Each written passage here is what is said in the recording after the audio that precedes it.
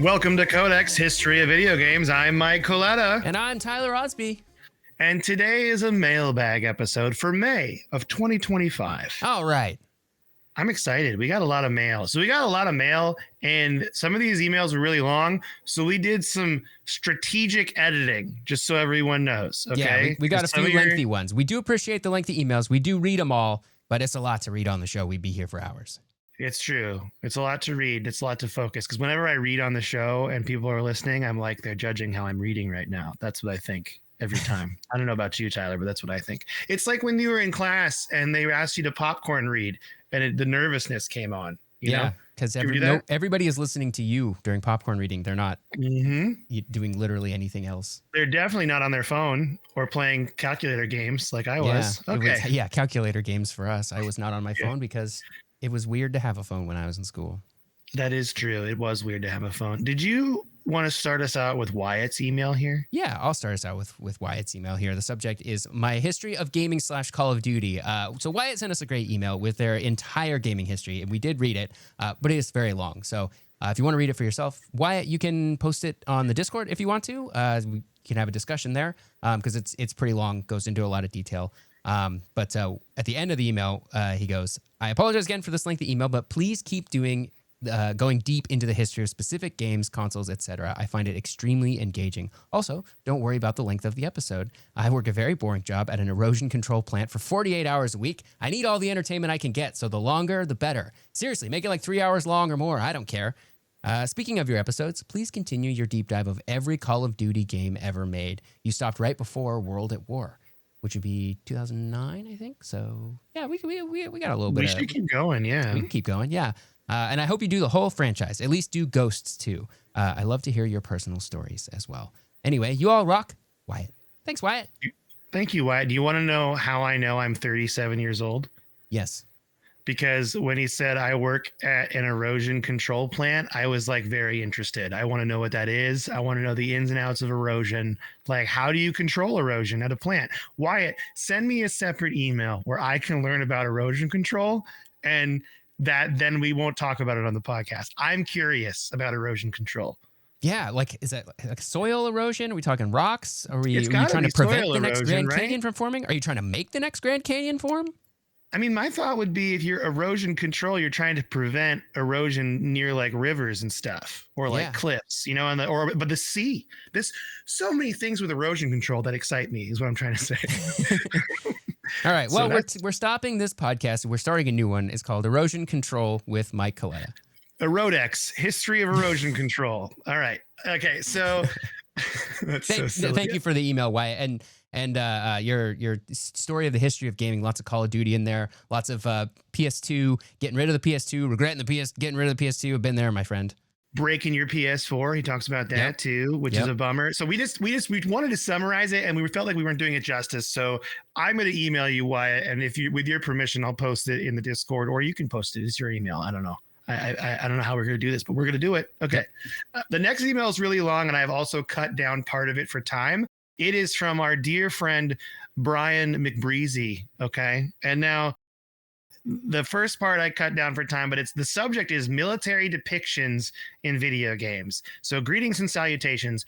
I don't know a ton about the history of military shooters or simulators in games, but I'm guessing that they've been around as long as video games have been because the quote, I almost joined, but end quote, crowd have always loved to pretend to be in the military without any of the mental anguish or lifelong health problems that come with serving your country. I remember some shooters on the PC in the late 90s, like the original Rainbow Six games, but other than that, I can't remember anything really sticking out to me until the early 2000s. I think there was a resurgence in interest for World War II, specifically after Saving Private Ryan came out. That's like so true to me. You remember that, Tyler? Yeah. When Saving Private Ryan came out and it was like war stuff everywhere. And Spielberg even helped produce the first few Medal of Honor games. After 9/11, there was heightened sense of American national identity. And as the American troops started to get deployed to counter terrorism, there began to be a wave of military sim shooters on consoles, especially since consoles were now viable as a platform for a shooter. I remember as a kid seeing stuff on the boxes of games that read things like, so realistic, it's used as a training tool by the Marines. Let me tell you, serving in the infantry and being in a job in the military where your job is combat, I have never once played a video game for training. So I'm going to go ahead and say that it was a clever marketing ploy like blast processing, but I've never actually seen a video game used as a training tool. There were some simulators that were used for shooting, and it's possible that some software used to make games has been used in military training applications. But it feels a little dishonest to say it was used as a training tool too, when training usually involved a little shooting and a lot of misery. I remember at one point, the United States Army had an entire online shooter you could download and play for free called America's Army. My stepdad had it downloaded. It was aggressively okay. That actually, I kind of wanted to talk about America's Army because I find gaming propaganda pretty fascinating as like a subject. So that's a really cool idea, which is why I really wanted, like, Brian sent us 3 emails, but this one was the one that we've been waiting on the longest. But I think this is some really good insight in what that's like, especially from someone who was in the military. So thank you, Brian. So it continues to go on here. For the most part, games very rarely manage to get the military right. A lot that owes to a fact that like a lot of other jobs, the military is extremely boring. No one wants to play a modern warfare game where you sit on a post for 6 hours, chain smoking cigarettes and snorting diet pills to stay awake while watching a kid beat his goats. Maybe you take some sniper fire, but maybe you don't call it in because at that point you're ready to get your genitals on fire for fun and you're begged for a ticket to Germany and a cool Purple Heart story to tell the ladies back home. As with most media, games tend to sensationalize the more radical aspects of the military, and they usually choose to do it in conflicts where good and bad are clearly defined. There are a few good pieces of media where the military is portrayed at least semi-accurately. Black Hawk Down is a good example of what urban combat looks like. There's always going to be some stuff that I'll see in a military movie and say, that'll never happen that way. But for the most part, it's a good example of how elite soldiers move and communicate. It's also a great example of how FUBAR things can get if one doesn't prepare for every possible outcome. As far as in gaming, Halo has the best depiction of Marines I've seen. I've written about it already, but usually games like that put the player as the bravest superhero in a sea of bullet sponge cowards who only exist to make you feel like you're not fighting the war alone. In Halo, the Marines are brave, undaunted by the superiority of the Covenant. They are determined to make the Covenant pay in blood for every step they take, and they push back even in the bleakest of circumstances. Call of Duty 4 did a relatively good job of putting the modern Marine Corps and Special Operations Forces on a battlefield against a near-peer adversary, something we haven't seen since Vietnam. And even though that came out while I was in Iraq and had been fighting a modern war for months, when I got to play it, I enjoyed it and I liked how well the Marines were portrayed and respected. After that, Call of Duty became a video game equivalent of a Michael Bay movie, entertaining but heavily favoring style over substance. I swear I'm almost done with this. For good depictions of the Marines in media, since I'm a Marine and we love to kiss each other, I suggest The Pacific and Generation Kill, both fantastic HBO series that do a great job showcasing the hard-headed bravery of Marines while also not sugarcoating the less glamorous parts of military life, as well as James Cameron's Aliens probably has the best depiction of Marine culture put to film. And his Avatar films also do a great job depicting the stupidity and badassness of Marines. Maybe read this email in 2 parts. Have fun. Catch it later. Tom Holland's, can we say asses? I'm going to say it. Tom Holland's ass, Brian. Do I need to censor that? Maybe I'll censor it. I don't know. We are a clean podcast. That's true. Thank you, Brian. Appreciate your insight, because he sent a few emails, right? He did. On and I wanted to read the whole thing because I'm like, that's something that you and I, obviously not being in the military, don't have any experience with. So it's nice to hear someone talk about this, because I do think we live in a day and age where it's mostly military shooters are like very popular in media, and we kind of talked about the ethics of that a little bit. Like, is this ethical to have, like, even do this? But it's a part of culture now. So that's just what it is. And it's nice to have someone who actually has real life experience with that email us about it. Yeah. So that's why I read the whole thing. Appreciate that. I'll read Alexa's email now. So this was from Alexa. Subject is long time, no email. Hey guys, it's been a while since I've sent in an email, so this may be a long one. Well, we're good at that on this episode. We're good at that. Following up on an email from the last mailbag, a good series based on Japanese history is Samurai Warriors from the Dynasty Warriors developer Omega Force. They generally focus on the Sengoku era of Japanese history, which takes place in the 13th through 15th centuries. Very fun hack and slash goodness. Although I will say, probably the most accurate historical depiction of Japan is courtesy of the game Pokemon Conquest, a highly regarded 3DS game in which you are an Eevee recruiting other Pokemon to take out historical leaders like Nobunaga or Tokugawa. A lot of people don't realize Pokemon were actually a thing in real life. Wait a minute. Hang on, Alexa. Wait a second. Wait a second. Okay. False news. Also, my girlfriend and I recently got into Warhammer, and I wanted to ask if either of you guys have dabbled in the tabletop or video games before. It's so much fun, but dang, is it expensive as all get out. Do you want to reply to that, Mike? Yeah, right now? You can see my face. Yeah. I've been playing a lot of Warhammer games, but I have a friend, and she wanted to get all of the Stormcast Eternals in the Skaven Tide box, so she gave me all the Skaven. Like, I paid her half of it, and then she shipped it to me. So I have a box of Skaven it's called Spearpoint. It's like their quick, short, like less rules version of Warhammer you can play. And I haven't actually played the game yet. Haven't even started assembling the models yet because I need the right glue, but it's all in a box and I'm ready and I want to start playing. I might actually go to a game store and try to play with random people, which gives me so much anxiety, but I'm going to try. I think I'm going to try. I think you should. Yeah. I get scared of strangers. Okay. Yeah. A friend of mine is very, very deep into Warhammer. Also, it is very expensive. Like I got lucky because my friend got these in Canada where she lives. So they were like $200 American, I think. So I just paid her $100 for half the box and she sent it all to me. Nice. So, which I think is cheaper than it costs in the US. So I hear it's very expensive. It is. Yeah. Yeah. It's a pricey hobby.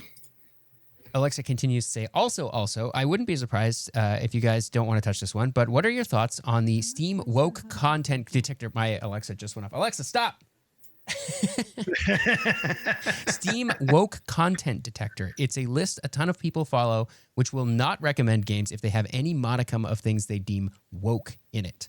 Also, please listen to these 2 short clips of voice acting of Dynasty Warriors 3 for a quick laugh. Spinnen Popos, that's spider butts in German. And I won't say it again because my smart speaker will go off. But you know who wrote that email? Oh, I don't have a smart speaker. Alexa. Thank you, Alexa. Thank you. Yeah, Steam woke content detector. I just pulled it up. Yeah, it's like a group.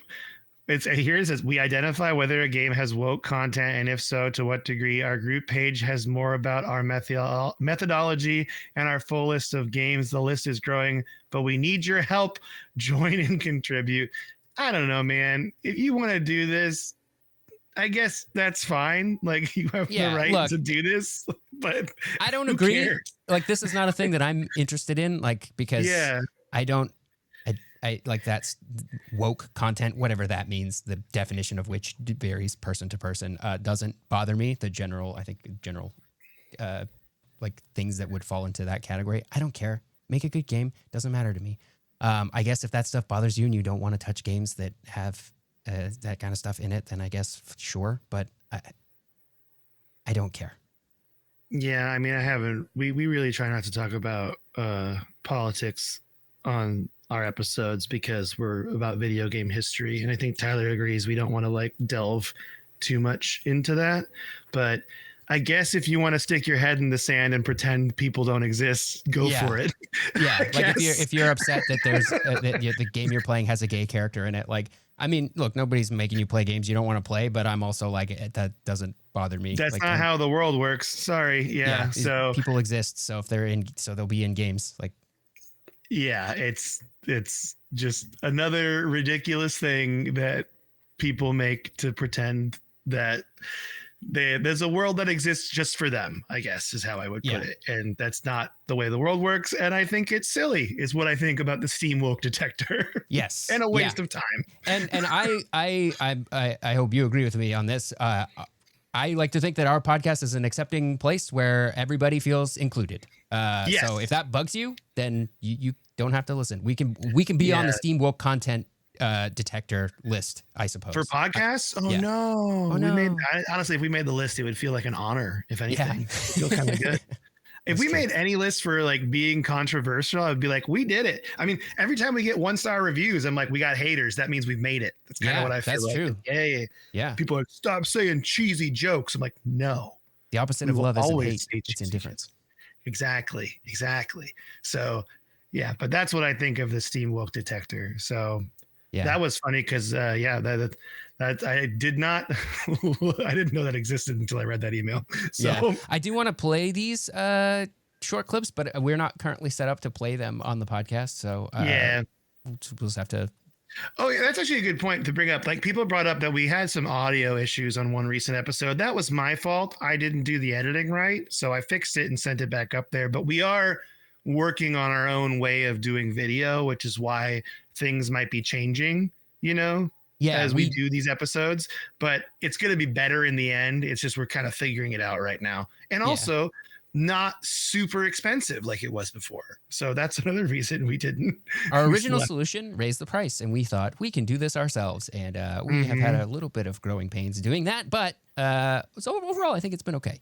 I think so too. I mean, it worked out last week with Ryan on the podcast too. So that was fun to be able to have a guest on for the first time and try it out. So and Ryan's a great guest. So it was really fun. We actually kept talking after we turned the recording off for like 20 more minutes.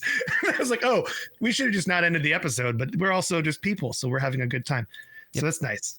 All right. I'll read Reeves' email. The subject, there was no subject to this one, but it's, hi, Reeve from Alaska here. What are your favorite Pokemon? And if you had a PSP and you could only play 4 games, what would they be?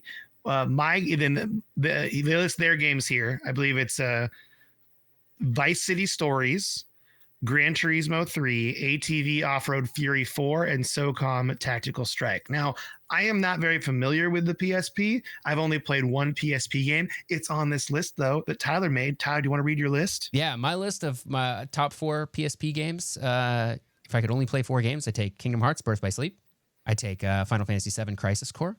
I take Metal Gear Solid Peace Walker. That's the one that you've played. And I think you played did you play the PS3 version of it or the Xbox 360 version of it?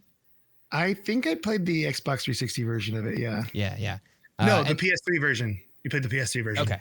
And then for my 4th one, I would also take Vice City Stories because that's a good one. Sandbox open world. You get to spend a lot of time in that. Favorite Pokemon.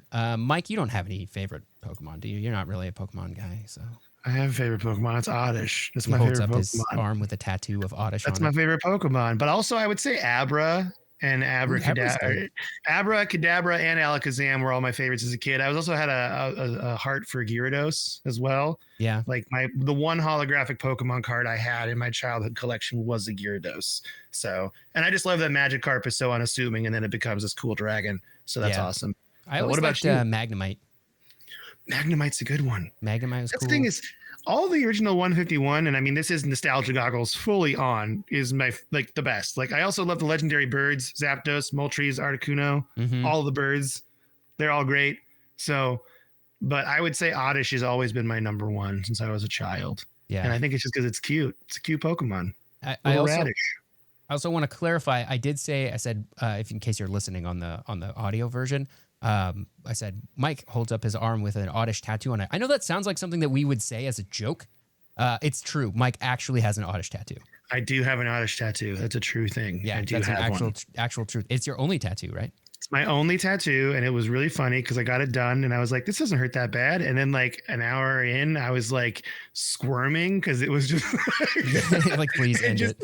Yeah, and it's so funny because the person that did the tattoo, their name is Ezgi. And they're a tattoo artist in Seattle, and they specialize in pixel art tattoos. Ezgi Tattoo on Instagram. That's EZGI. Very funny, very, very funny person, and also very nice person, and a great tattoo artist. I always say funny because of stand-up comedy, but they are funny. They actually have a studio. Their tattoo studio is also an arcade called the Nest Arcade that's full of rhythm game machines. Ooh. So when I was there, they were kind of setting it all up. But it's got like all these cool like DDR machines, and I'm gonna describe it as hand DDR. It's like the ones they're like, I think the games are Korean, and you put your fingers on the this like pad and you slide across, or you tap, or you like pinch together. It's like that kind of Yeah, like rhythm game, but for your hands. I've seen those at arcades here. I will see people playing them. They have like special. I don't know. I guess they bring their own gloves. They have like special like gloves that like slide around on the screen. Oh, easier that's or something. cool. Yeah, I mean, they have leaderboards. You could tell they're serious when they got the special gloves. Oh yeah, I think rhythm games are cool in arcades because it's still the one that like people go to arcades specifically for. Like when I was at my bachelor party and I was in Portland at Ground Control, the DDR machines were the busiest machines in the entire arcade. Like there was lines and waiting lists to get onto the DDR machines on a Saturday night. I feel like rhythm games often also have they will have like special hardware, or the controllers will be a little bit different. So going to an arcade where you can have that special hardware makes a lot more sense than like having it at home where you have like the cheap DDR pad. Yeah, for sure. Not great. So the whole point of this was to say that Ezgi was really funny because they started tattooing the outline of the pixels, and I was like, oh, that's not that bad. And they're like, you're gonna hate me later. I was like, why? And it's because the color shading on the tattoo is not great. It feels really bad, and I didn't know that. And apparently, it's different for some people. Like some people I've talked to are like, the line work hurts more for me than the color shading does. But for me, the color shading like they did to make it like the way it is, it like really hurt, but it's worth it. I want another one. I want to get a Metal Gear one. Talk to you about it. I know. At some point I will get a tattoo, and then I can tell that the floodgates will open and I will just get a bunch of them. I have none right now, but I need like the first one to be like, I just have to like break down the door. You know, I'm sure waiting. What I want. Yeah, I'm waiting. I think my right arm is probably going to be a video game arm, and my left arm a video game arm, and my left arm is going to be whatever I want, or like a D&D fantasy arm. So I haven't really decided how I'm going to do it yet, but more Lord of the Rings arm probably than anything. But yeah, so I am getting into tattoos again. They're just expensive and they hurt. So but we get it done and you're like, I did something, when really you just sat there. You just sat there. Somebody else did something. Somebody else did something. Someone very skilled in what they do did something. Yes. But yeah. So yeah, that's my favorite Pokemon. What's your favorite Pokemon, Ty? Oh man. I don't know if I am familiar enough to have like a favorite. I do like Kadabra and Alakazam in terms of like I think in Gen 1 they are actually the most powerful. Alakazam, I think, is in certain stats like more powerful than Mewtwo. And psychic types are just busted in Generation 1 because they only have one weakness, which is bug type, and there are no good bug type Pokemon in Generation 1. So, and they're supposed to be weak to ghost type, but some sort of bug means they don't take any damage from ghost type. Yeah, I mean, Alakazam was always in my Elite Four team. Yeah. Always. Yeah. I mean, Charizard is an easy like, I do love Charizard. Great. All the starters are like really cute. I was always a Squirtle guy only because of the Squirtle Squad in the TV show. It's pretty cool. Yeah. I did like from Generation 2, I like Meryl, the with the little ball. It's like a Pikachu mouse thing, but water type. I always liked that. Oh, this is a good game we could play right now. You ready? Yeah. Okay, so I'm going to ask you, because Ezgi told me the answer to this. What do you think is the most, at least for them, the most requested Pokemon tattoo? The most requested Pokemon tattoo. Because they do a lot of Pokemon that they tattoo. And it is of a specific Pokemon. You're not trying it's a specific Pokemon. Okay. It's not a trick question. There is a specific Pokemon that they tattoo. And I thought it was one and it was not. I was way off. So I'll tell you what my guess was after you tell me what your guess is. Pikachu's too easy. That seems too obvious. I will guess Charmander or maybe Bulbasaur. I'm going to guess Bulbasaur is the most popular. Bulbasaur? Okay. Yeah. I guess Squirtle, thinking Squirtle Squad shades. Yeah. It's Gengar. Gengar is the one that they tattoo the most, they told me, which I thought was interesting. Yeah. I mean, that's cool though. Gengar's pretty spooky. Pretty spooky. I like Haunter a lot because Haunter is a ghost, but they're kind of derpy, which I love. So they turn into Gengar. I just thought they do turn into Gengar. I just love it so much. But yeah, that surprised me. Gengar is the most requested for them, at least. Yeah. So that would be in the Seattle area. If people get Pokemon tattoos, they're getting Gengar. Yeah. Yeah. Okay. Yeah, I need to think more on what I want my video game tattoo to be. It's probably end up being something meta. Probably going to be John Glames, like a full realistic back piece that's your entire back of John Claims, right? Yeah. So when I said that I don't have any tattoos, I meant I don't have any on my arms. I, of course, and everybody knows this. This is not a secret. I do have the giant John Claims back piece that that's still a work in progress. I've been working on it for years. Yeah, and he's, if I recall, he's laying like Jeff Goldblum in Jurassic Park with like his shirt open on his side, right? Yeah. A little bit of tasteful chest hair. Yeah. Yeah. That's the good stuff right there. Yeah. Yep. That's good. But I keep that one to myself. I don't really show anybody that one. Yeah, I mean, it's private. I get it. It's very emotional. It means something to me, and I'm just not ready to share that with everybody. Yeah. You have a special room with just a single mirror that you take your shirt off and turn around so you can see it. Yep. It's a double mirror set up so that I can, like when you get your hair cut and the barber's like, he shows you the mirror with to see the back of your head. It's like that. But so that I can see my John Claims tattoo. Also, the John Claims was tattooed backwards. So that when I see it in the mirror, but I miscalculated. Like I thought that was a great idea to do it backwards, but I miscalculated because when you look through a mirror and into another mirror, then it flips it back normal. And so I still see it backwards. I played myself on that one. You done tricked yourself. Yeah. Wow. Okay. Went really deep on that. This was a really good bit. And I could tell that we lost at least 3 listeners while doing this bit. So that's exactly what we wanted. We only want the diehards to stay. That's right. So that's what we do. That's right. Yeah. All right. We got another email from Matt. Next email from Matt, not in Japan. Hi, Mike and Tyler. Matt, not in Japan here again. Hope you both are doing well. On my next quest of recapturing my youth, I recently purchased a GameCube. I had one when it first came out, but as I was entering high school and my sports games are life phase, I made the vital mistake of selling it and all the great games I had accumulated to GameStop for, I'm sure, $25 and a piece of gum. I know. We all have to live with regrets. So my episode request. We all know Melee, Double Dash, and Toadstool Tour, but what are some other awesome games, popular and obscure, that hold up and are a GameCube must? Happy arachnid asses. Matt, still not in Japan.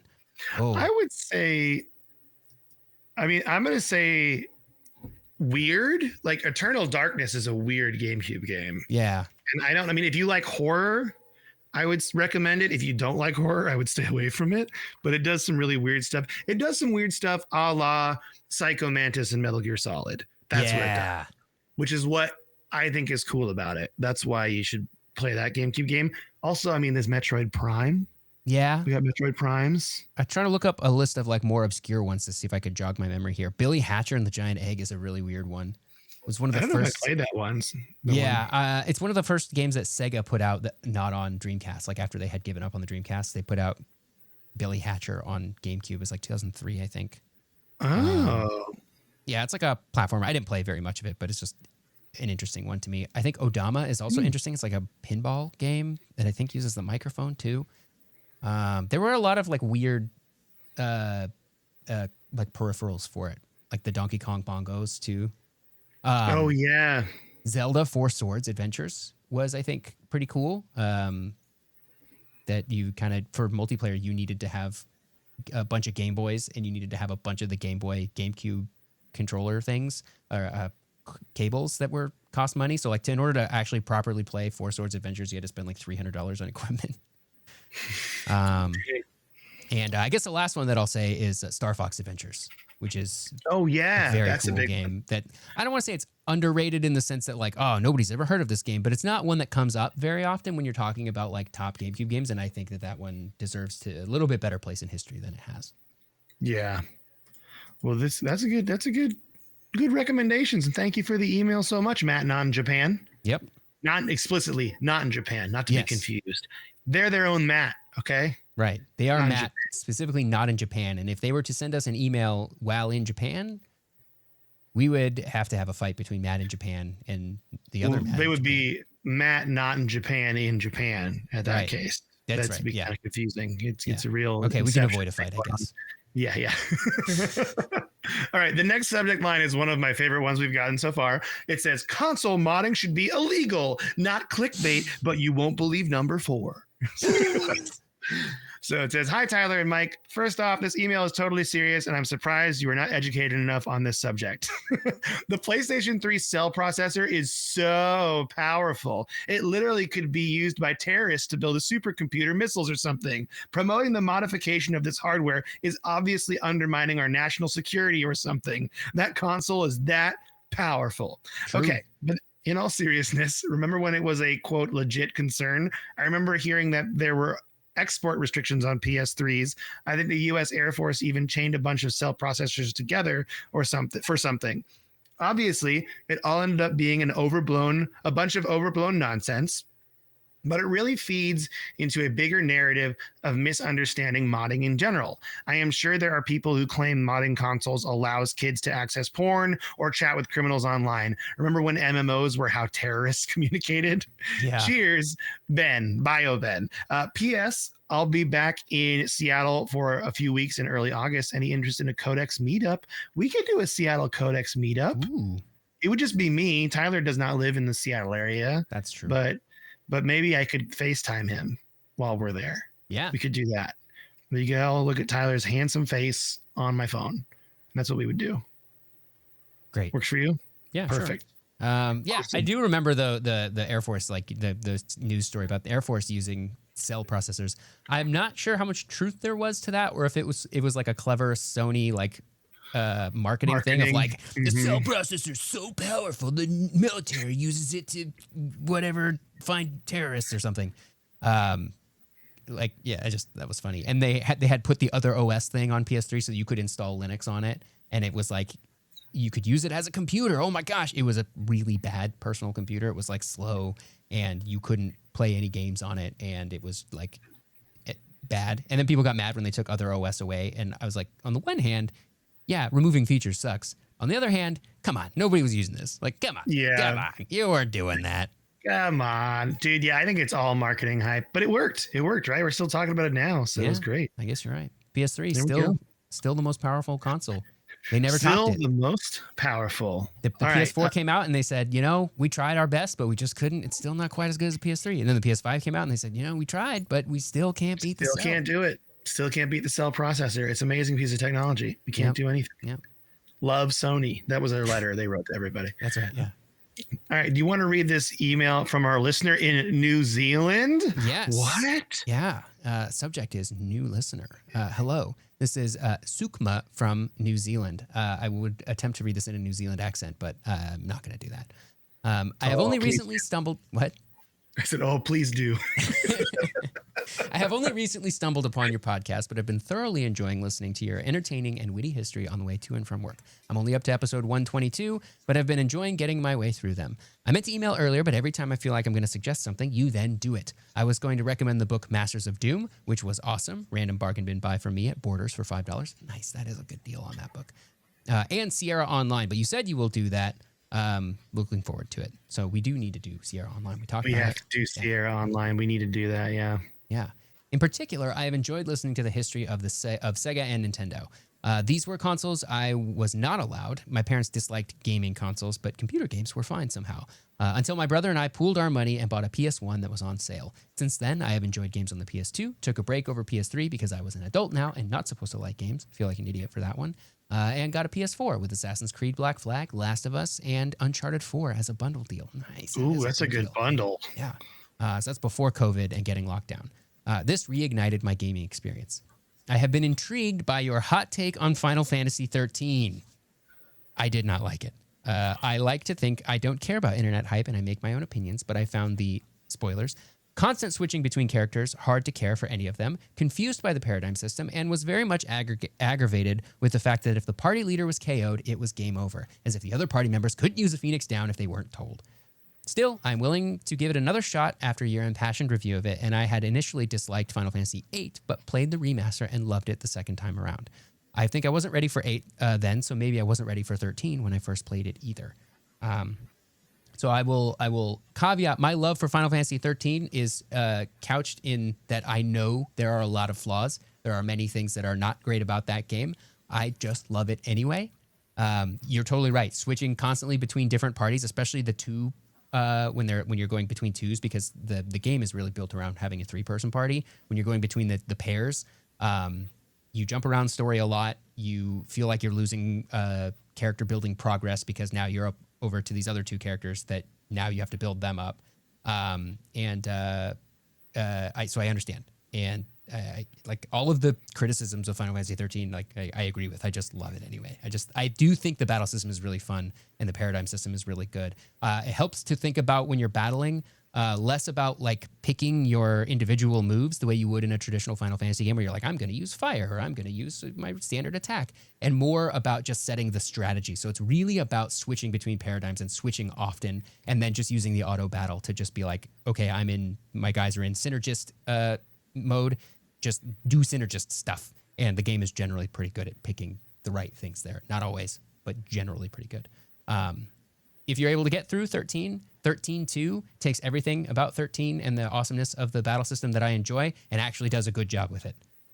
So a lot of those things are I don't know, fixed. I can't remember if it has the problem of like if the party leader dies, then it's game over, which 13 does have, and that is a bummer. And I can't defend that. I think it's silly. There's a couple Persona games that are like that too, where it's like if the main character dies, nobody else, that's it. So anyway. Play 13.2, and then 13.3 is a totally different game. Also good, but it's very different. Is it 13.3? Yeah, Lightning Returns. There's so many 13s, man. I know. As someone who does not know anything about Final Fantasy, really, that might be the next thing for me and you.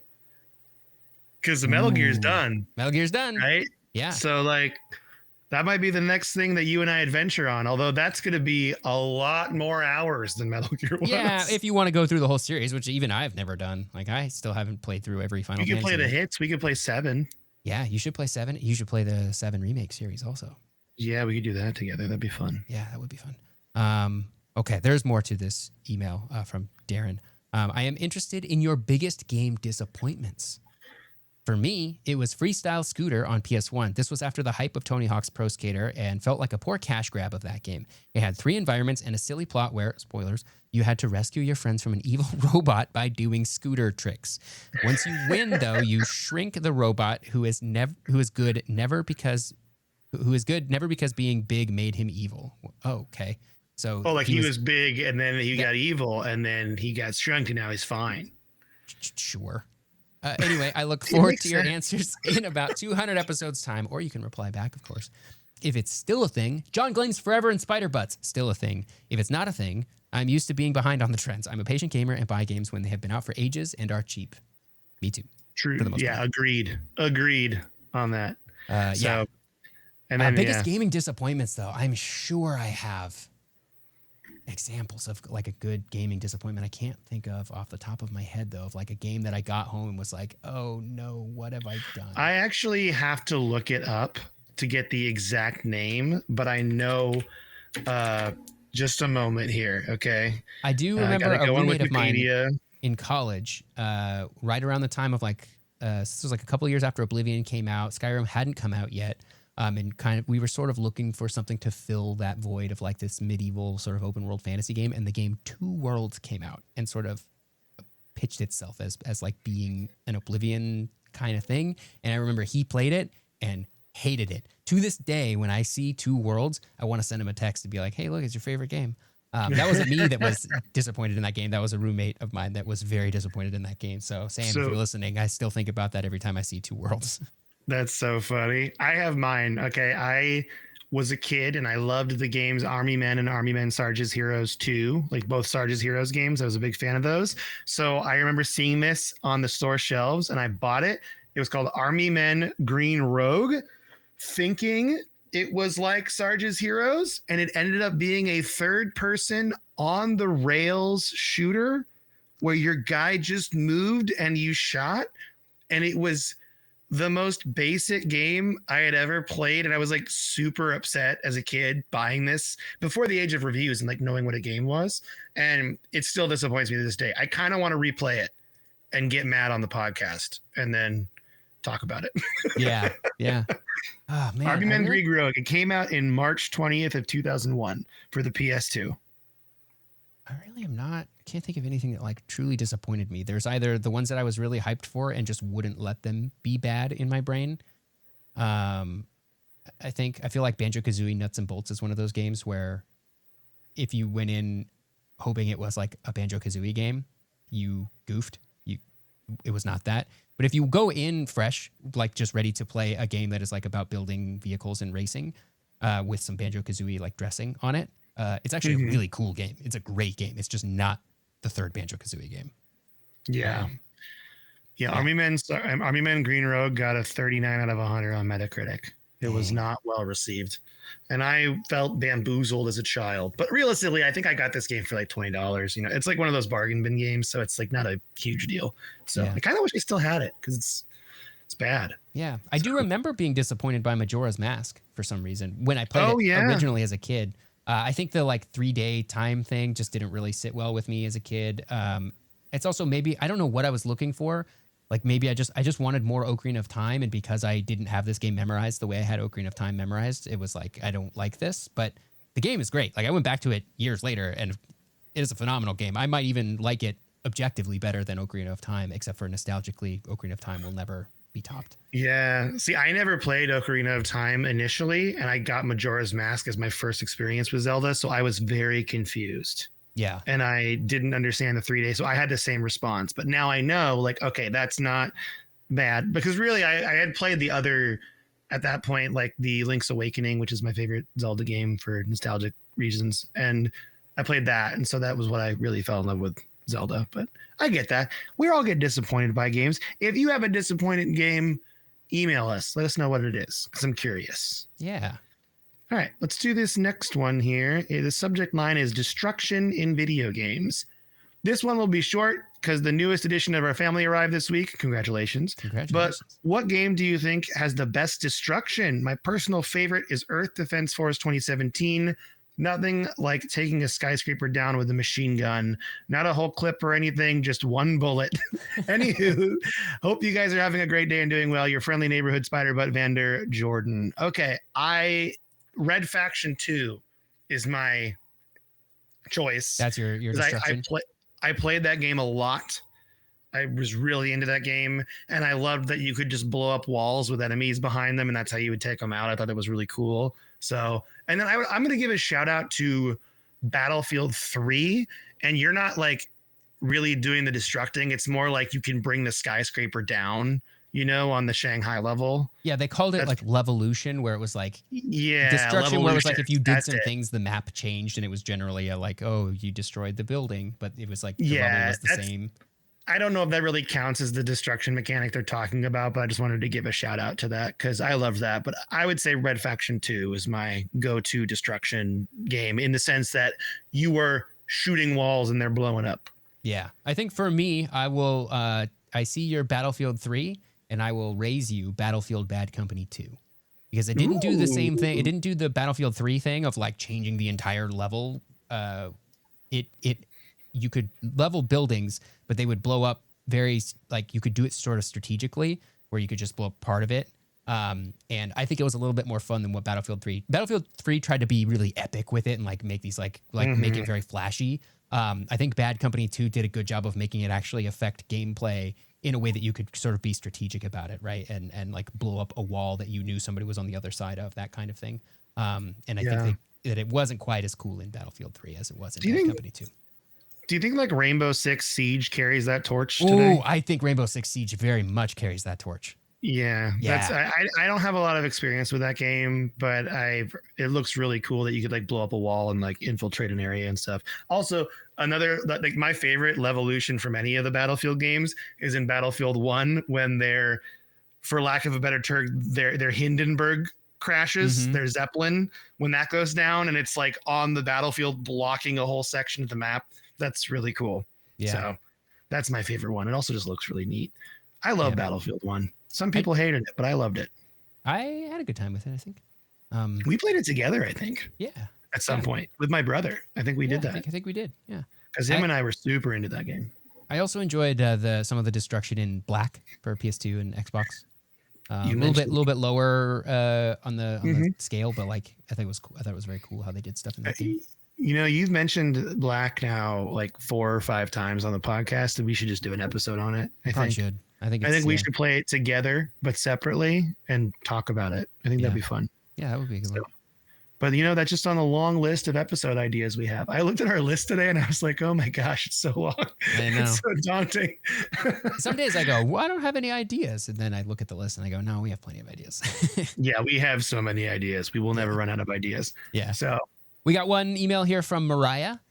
So hi, Mike and Tyler. Mariah from Idaho here, longtime listener, but first time emailing in. I'm not too sure if it's been brought up before, but would you guys consider doing an episode on the Microsoft Flight Simulator series? I recently watched a video on it by NoClip over on YouTube. It has quite the history. Thank you guys for all the hard work and dedication on the podcast. I always get excited when Monday rolls around for a new episode. Spider Butts, Mariah. Thank you, Mariah. That is a great idea for an episode. Microsoft Flight Simulator. The piece of trivia that I know about that is that it is the longest running product at Microsoft.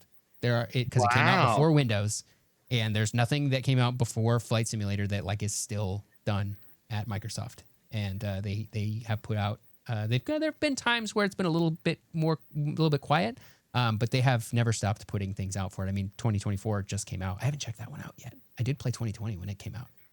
Take that, Minesweeper. Get wrecked. Yeah, this predates Minesweeper, predates everything. I mean, if Microsoft were still making updates to DOS, I guess maybe it would. There was a time where my YouTube algorithm was people's crazy homemade flight simulation cockpits they put in their houses, and that was a pretty great time to be on YouTube. I was really into it. Yeah. And I would love to talk about Flight Simulator. I love the idea that you can fly over your house and it looks like your house because of the maps thing they got going on with did they use Bing Maps, right? They have to. They're Microsoft. Yeah, they're not using Google. Yeah.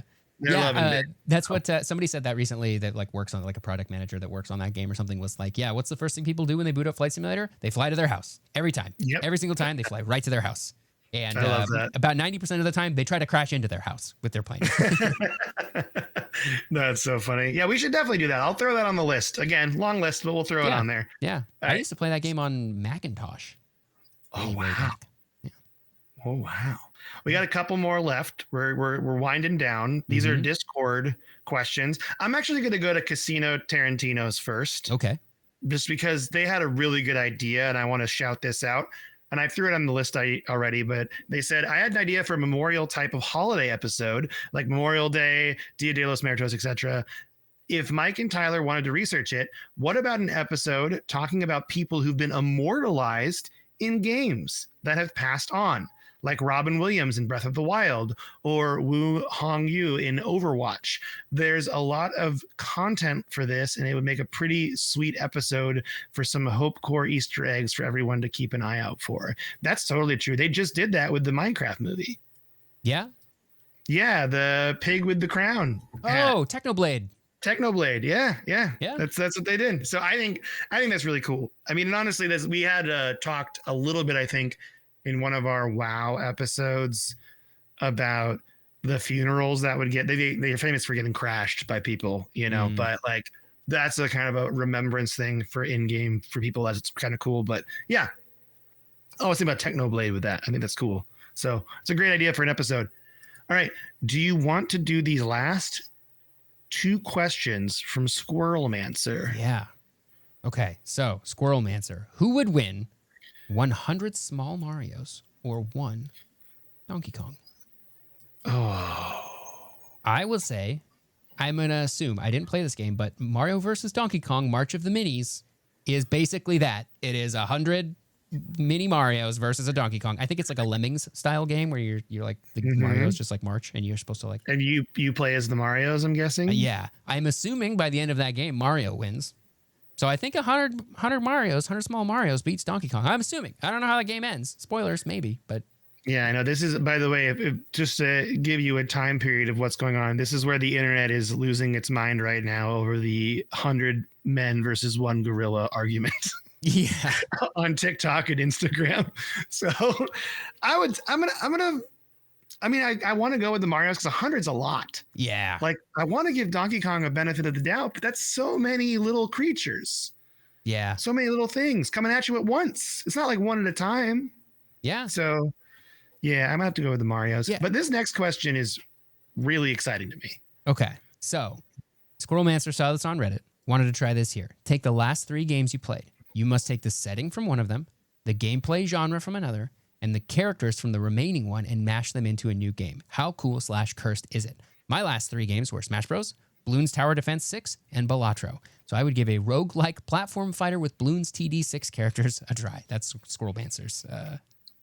Ooh, I love this. So my last 3 games, and you're gonna have to help me here, Tyler, were Blueprints, Oblivion Remastered, and Metal Gear Solid 5. So I think I'm gonna do it this way, where I take the setting of Blueprints, so a giant mansion that's always changing, with Oblivion style gameplay, like so an RPG, first person RPG, and then I want all the Metal Gear Solid 5 characters in there. That's what I want. I think Like it's Outer Heaven, but it's a UK manor, and it's played like Elder Scrolls Oblivion. Yeah, I think that's a really cool game. I think that's definitely a good game, and not one that's like cursed, as they say. Yeah. So I guess my last 3 games, like in terms of like games that I really sat down and like spent some time with, would be God of War Ascension, Oblivion Remastered also, and Expedition 33. Ooh. So I think I'd take the setting of Oblivion with the gameplay of God of War and the characters from Expedition 33. So we're getting like a weird hack and slash game in Cyrodiil with Expedition 33 characters.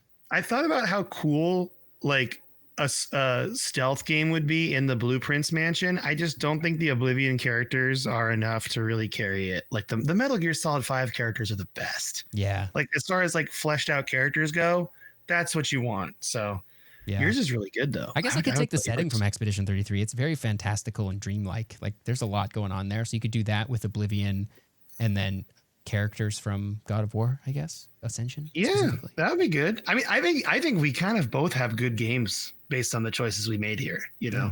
Yeah. Nothing too cursed or anything. So that's good.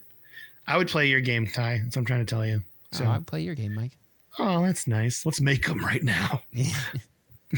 Intellectual property. Who needs it? It's fine. Yeah. All right.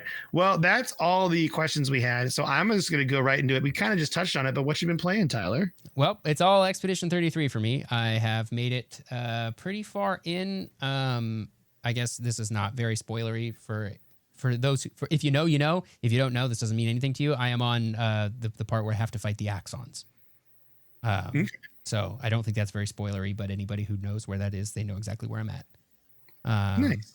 And I'm still having a great time with it. I do get frustrated at the timing windows for blocking and parrying and dodging still, but I have just made peace with the fact that when you are fighting a new enemy, dodge everything. Do not try to parry until you know what you're doing.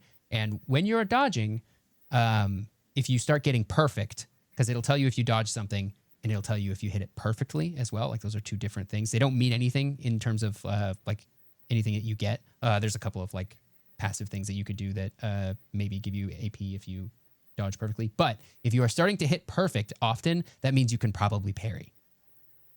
Parrying is always better than dodging. It's just a lot harder. So if you're hitting it perfectly on the dodge, now you can start parrying. But if you're not nailing it, don't be trying to parry because you're going to have a bad time. Gonna have a bad time. Yeah, that looks interesting to me as like far as a concept goes, with this parrying being so important to Clay Obscura that you were mentioning. Like, I don't know if I want to give it a try. It's on Game Pass, so I might do that. But yeah, it's kind of intimidating a little bit. It does have difficulty levels. I mean, you can play on easy mode where it says you do not have to parry or dodge on easy mode. It says on normal, when I'm playing it on normal, it's like it's not required for you to parry and dodge. But so you'll be okay if you don't. I don't think that's true. I think maybe I'm just bad at the game, or maybe I have built my characters wrong or something. But like, I got to be dodging. You got to at least be attempting. And if you play on hard mode, I guess everything one shots you. I don't know. Oh wow, yeah. Well, that's cool though. I like that. What have you been playing? I've been playing more Blueprints. That's pretty much all I've been playing this week. I've dabbled a little bit in Oblivion, but I've beaten Oblivion and like 100%ed it before, so I'm just kind of playing around in there. So Blueprints is the one that I'm mainly playing. I was trying to not use any guides, and then I accidentally spoiled a puzzle by trying to find pictures on the internet of something I wanted to look at. And so That's kind of a bummer. So me saying it's truly like a no guides run, where I messed it up already. So it's kind of a bummer in that sense, but I have done most of it without a guide. I'm kind of treading water though on my runs now. Like I know a lot of things I need, but I just am not getting them on the run. So it just feels kind of bad. But I am slowly unlocking things and it's kind of fun. So I would recommend the game to people still though. Okay. It's definitely different. If you're like a puzzle person, it's right up your alley. That's what I would say. So, but yeah, with that, that's going to be the episode today. We're probably going to get back to the book Jacked next week about Grand Theft Auto, but things you can do to support us, you can just tell your friends about us. That's really helpful. You can like and subscribe to us on YouTube or Spotify or whatever you listen to us on. You can leave us a review. That's also really nice, a positive one preferably. And then But negatives okay too. If you got stuff to say, let us know. We do read those. If you want to join our Discord, the best way to do that is to go to codexpodcast.net and then click on the Discord link. That's an invite that never expires. And then once you join the Discord, you are going to have to green check the rules that you agree before it all opens up for you. That's how I have it set up.